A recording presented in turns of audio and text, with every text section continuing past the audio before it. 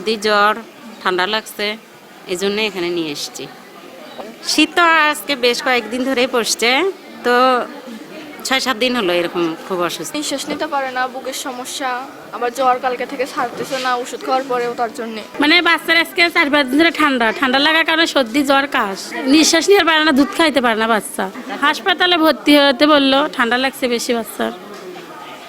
ছেলেকে আনছি 3 দিন হলো, মানে ওর ঠান্ডার সমস্যা খিঁচুনি, যার কারণে স্যালাইন অক্সিজেন দিয়ে রাখছি। বাচ্চা এখন একটু সুস্থ, কিন্তু হাসপাতালেই রাখছি।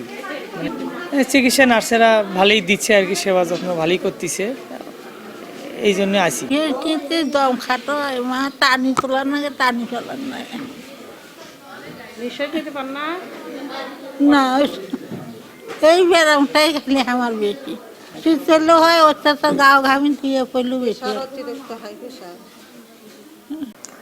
আমাদের 250 শয্যা জেনারেল হাসপাতাল গাইবান্ধায় আজকে রোগী ভর্তি রয়েছে 220 জন, এবং ঠান্ডার প্রকোপ এবার এখানে বেশ বেশি, এবং বেশ কয়েকদিন ধরে আমরা সূর্যের দেখা পাচ্ছি না।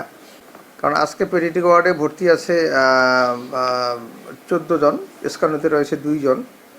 তো তারপরেও আমরা এই মেসেজটা দিতে চাই যে বিশেষ করে শিশু এবং বয়স্ক যারা, তারা যেন ঠান্ডাটা পরিহার করেন, এড়াই চলেন, এবং বাচ্চাদের মাথায় টুপি পরিয়ে রাখা, ক্যাপ পরিয়ে রাখা, হাত মোজা পা মোজা রাখা।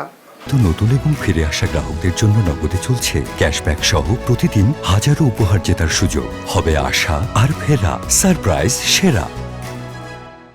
এবং ঠান্ডার সময় বাইরে যতটা সম্ভব না আনা, এবং এই সময় যেহেতু ডায়রিয়া রোগের কিছু প্রাদুর্ভাব বেড়ে যায়, এই জন্য খাওয়া দাওয়ার প্রতি একটু সাবধান থাকা, বিশেষ করে পানি যত না খাওয়া, এবং যদি অসুস্থ হয়েই যায় তাহলে তাৎক্ষণিকভাবে চিকিৎসকের শরণাপন্ন হওয়া, এবং সেটা অবশ্যই একটা রেজিস্টার্ড চিকিৎসক অথবা আমাদের এখানে কনসালটেন্ট রয়েছেন, তাদের পরামর্শ নেওয়া। তবে আমরা যথেষ্ট সজাগ আছি যাতে এরকম পরিস্থিতির উদ্ভব না হয়।